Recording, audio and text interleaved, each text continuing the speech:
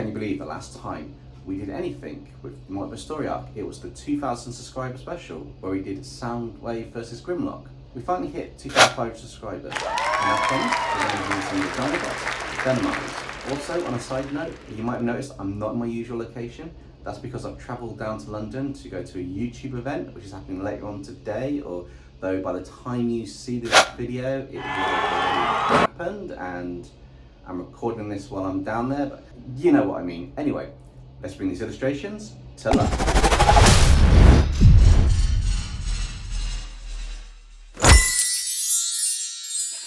Optimus Prime had just shot a tendril at Grimlock, causing him to become engulfed in a cocoon of the symbiote. As the changes were happening to Grimlock, the other Dinobots were unaware that their leader was inside of a cocoon being transformed in a completely new way. The symbiote started to bond with his DNA. At the same time, SOUNDWAVE was also in a cocoon. The two warriors who had been locked in battle during an all-out war that was happening in the Vista Verde Desert, a place where a giant lake had been formed, venomized creatures, heroes and villains, not to mention Transformers, were in the midst of a gigantic battle. Since both of these warriors were undergoing a transformation inside the cocoons, the battle still raged on around them. The rest of the Dinobots were battling SOUNDWAVE's cassette bots. It was at this point Optimus Prime and Megatron were watching the battle unfold, both of their optics locked on the cocoons, waiting to see who would emerge first. It wasn't long before a loud T-Rex roar echoed from the battlefield, and Grimlock's cocoon burst open, showing a partially venomized Grimlock with a long tongue covered in blue and pink energon saliva, and a more organic look to the parts covered in the symbiote. As Grimlock's roar was heard throughout the battlefield, the Dinobots and the cassette bots froze in a state of fear and shock at what they saw. They couldn't believe their optics, seeing the king of the Dinobots in this strange half Cybertronian, half organic state. It's at this point the cassette bots took advantage of the remaining Dinobots' hesitation and began to attack them. Seeing this, Grimlock began to get enraged, and as he did, he let out a massive blast of flames into the air, enveloping everyone in the battlefield with an orange glow, before suddenly charging towards the closest cassette bot, who was attacking Slag. As Grimlock charged towards the pair, the warriors battling on both the Autobot and Decepticon sides began to There's nothing more scarier than a Dinobot heading towards you. That was before the Dinobot was venomized. You could only imagine the fear and the sparks as this monstrous form that was still changing, becoming more and more organic with each step until his entire body was covered in the symbiote. The main difference being that the symbiotes on the Autobot side were 100% organic, the original species, whereas the one on the still cocoon SOUNDWAVE was a new variant, a Cybertronian klyntar hybrid whose potential is unknown.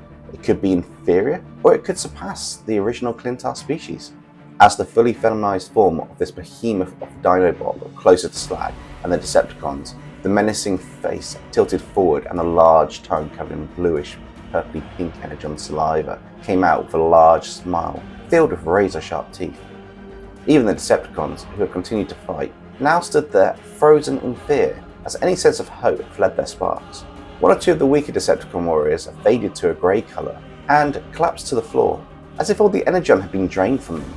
It was a mystery, as this had never happened before. However, it would appear that even Cybertronians can die from fear, especially the weaker ones. The Autobots, however, seemed to be less affected by this fear. Perhaps because Grimlock was an Autobot, or perhaps for some other reason.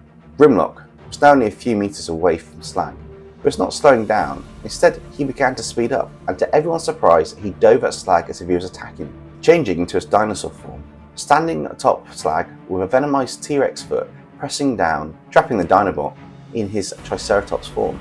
The battlefield was in a state of confusion. Megatron was the only one looking onward with a smirk on his face. To him it appeared as if Grimlock had gone crazy after being bonded with the symbiote. Megatron watched in anticipation, eagerly awaiting chaos to break out within the Autobot ranks. All the while, the symbiote on Grimlock's foot was steadily engulfing Slag, changing him faster than it did with Grimlock. It appears that, being the king of the Dinobots, the other Dinobots could not resist the symbiote's bonding process. Perhaps it was due to Grimlock being their king and leader they submit to the transformation, or perhaps after bonding with Grimlock, this symbiote had become much stronger than before.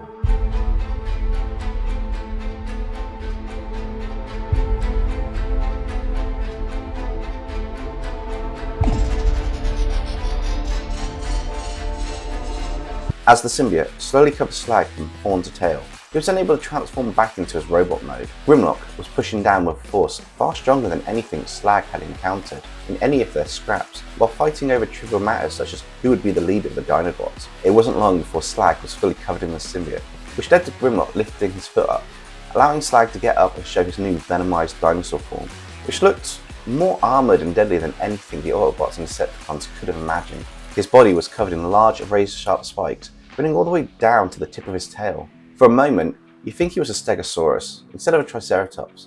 However, the face was distinct, with a large headplate and a trio of horns coming out from it. After thrashing about in his dinosaur mode, Slag transformed back into his robot mode, which, much to everyone's surprise, the symbiote retracted, leaving his original form. This shocked the other Cybertronians, who were not joined to a klyntar, or hybrid klyntar for that matter. No one on the battlefield had expected this turn of events. Even Megatron had his intrigue peaked. Keeping an eye on the situation, he'd expected a rampaging Grimlock fighting against fellow Autobots. Even if he infected a few of his Dinobots with a symbiote, the situation was rather calm and calculated. Optimus Prime, on the other hand, looked on with a sense of, well, intrigue was a factor, but more his usual wisdom, as he foresaw what was happening, and his faith in Grimlock's leadership remained. Slag started to attack the Decepticons. Optimus Prime began to chuckle as several Decepticon warriors began to fly throughout the air. To be fair, it was a rather amusing sight for the Autobots, who also started to laugh at the sight of free-flying Decepticons. Megatron, however, was getting more and more frustrated at the incompetence of his warriors. Despite having overwhelming numbers, they were being tossed about like pieces of scrap metal. Seeing this, he fired several tendrils at his warriors, turning them into infected versions of the hybrid symbiote. Since the warriors were weak-willed, it didn't take long for them to be covered and converted. However, even with the added boost of the symbiote, there was still no match for Grimlock and Slag. Seeing this, Megatron ordered the Decepticons to attack the other Dinobots before they could become infected with this organic parasite. You could only imagine what was going through Megatron's head at this point. It was obvious that until the Predacons were finished fighting the giant sea creatures that they were holding at bay, it would be best to stop any more of the Dinobots from gaining this new form.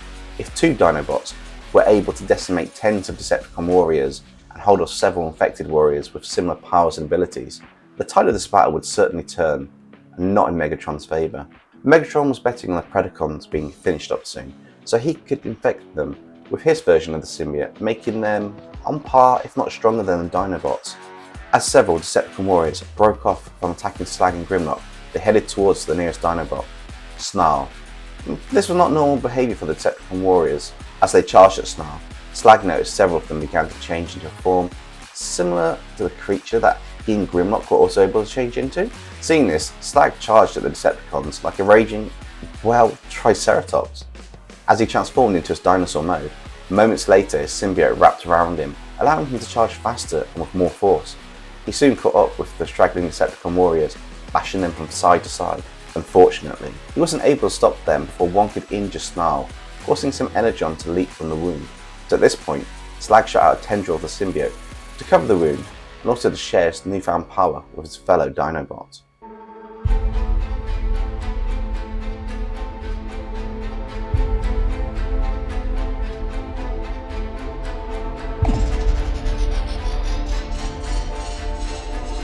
Megatron was obviously furious at the fact that another Dinobot was now being infected with this organic creature. Although he was pleased, well, pleased would be putting it mildly, very mildly.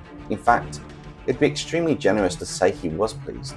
Megatron's mindset was one of, this is what those useless pieces of scrap should be capable of doing from the start, before he gave them any of the power he had gained. The more he thought about it, the more displeased he became.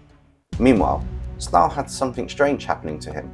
With the energon from his wound, the symbiote from Slag, and some blood from the battle going on with the giant sea creatures, combined, this strange combination led to the organic creature changing colour and form. It became a combination of red and black. Snarl at this point had transformed back into his robot mode, as the opening was on his waist where the wound was. All of a sudden, after transforming to his robot form, the symbiote tendril shot out over his arms, legs and torso. Snarl and Slag were taken by surprise at this. It was not something they'd expected to happen, however, that's not the most surprising aspect. The hole in Snarl's waist began to grow larger and larger. However, the Dinobot was not in any pain. Even more surprising, was a set of large razor-sharp teeth that started to come out of the edges from the top and bottom of the opening. Shortly after, what looked like purple bluish-pink energon started to leak from this mouth-like shape. From the centre, the tip of a pink tongue started to come out, bending and curving in a twisted way. The black and red pattern of the symbiote started to form a white symbol on the front that looked like the Autobot insignia. It kind of had long spider legs coming out of the sides of it and wrapping around the chest. At the same time, Slag and Grimlock also formed the same symbol on them.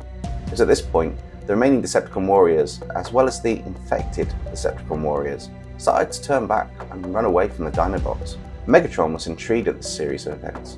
Seeing the mutation or variant of this organic creature made him curious. Could the one he has, the Cybertronian hybrid, do the same? Would it evolve or change depending on the circumstances? Just how powerful could it be, and how soon could he enslave one under his control? While this was going on, Megatron and Optimus Prime had a thought. A rather interesting thought. What happened to Soundwave? He was still cocooned. Was there something wrong with what Megatron had done? Was there something that was causing the process to take longer? Just what would emerge from this cocoon? Will Soundwave have changed? The symbiote bonding to Optimus Prime shared the fact that Soundwaves can hurt them. Perhaps Soundwave's abilities were causing an issue with the bonding process. Either way, there was still no movement from the cocoon. The more Optimus Prime stared at the cocoon, the more intense and ominous feeling swept over his spark. However, not all was doom and gloom. There are still 2 more Dinobots who had not been given a symbiote. When all 5 are transformed, then their true power could fully show.